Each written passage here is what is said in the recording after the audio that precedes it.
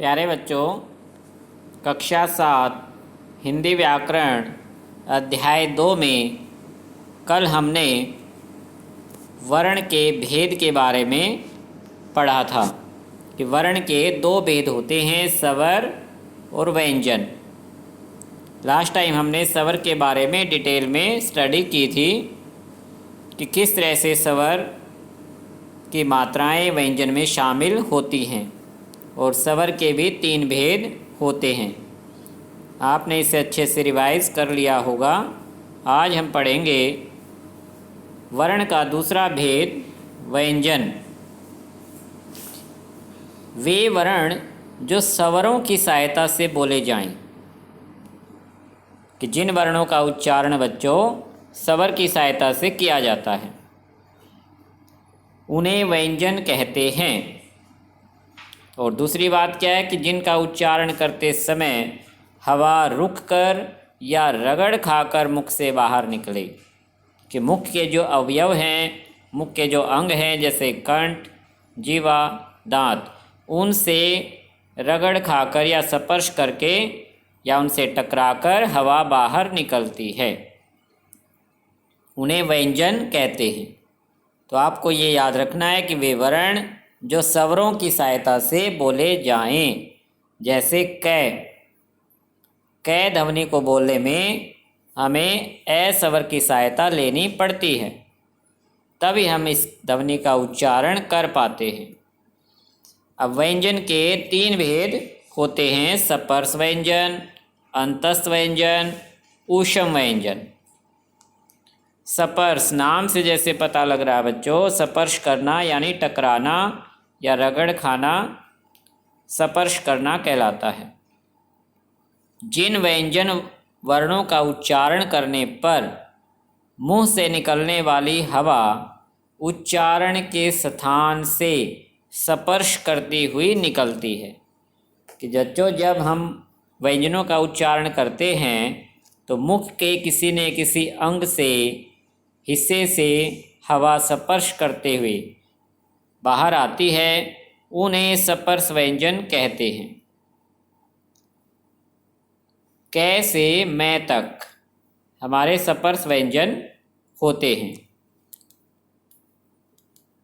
जिन्हें टेबल में समझाया गया है कि किस तरह से ये हमारे मुख के अवयव से टकराते हैं।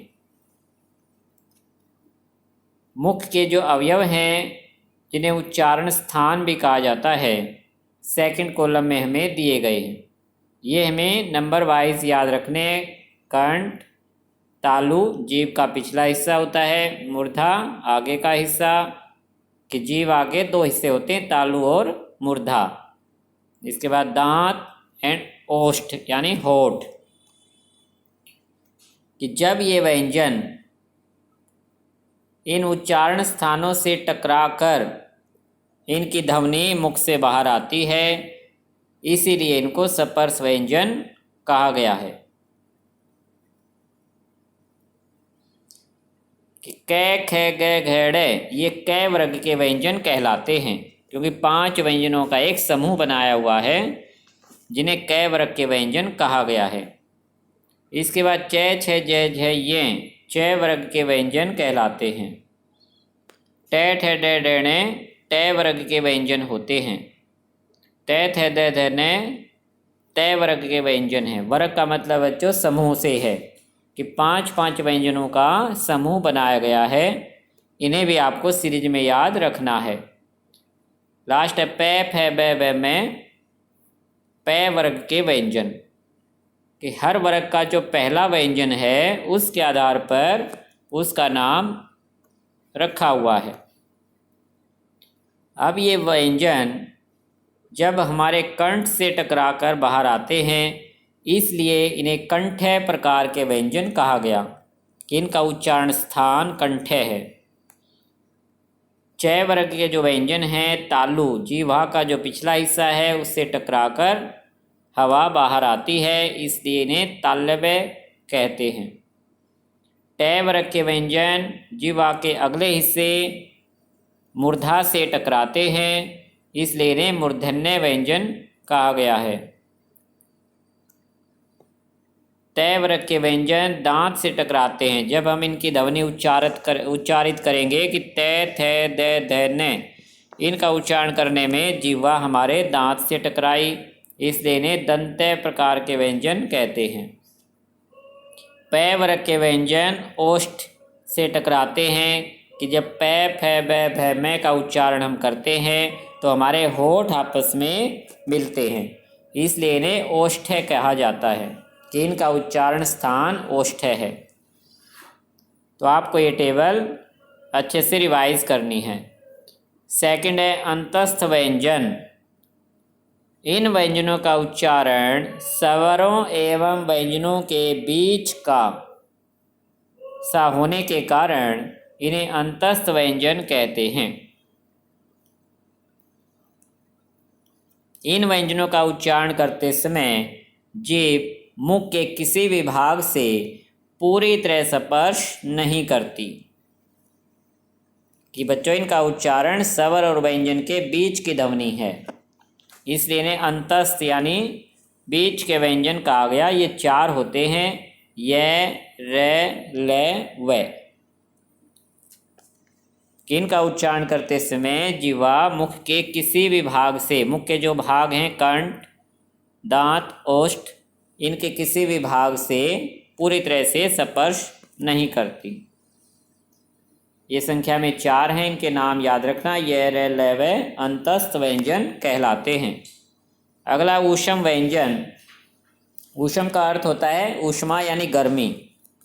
इनका उच्चारण करते समय मुंह से हवा के रगड़ खाने के कारण ऊष्मा यानी गर्मी पैदा होती है।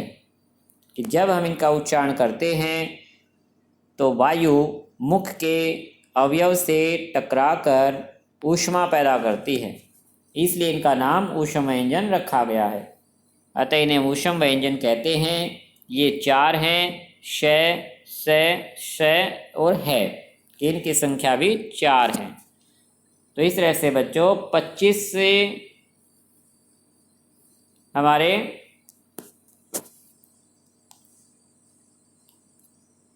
कै से मै तक के व्यंजन होते हैं, 4 अंतस्थ व्यंजन और 4 ऊष्म व्यंजन होते हैं, और कुल मिलाकर ये 33 व्यंजन माने गए हैं।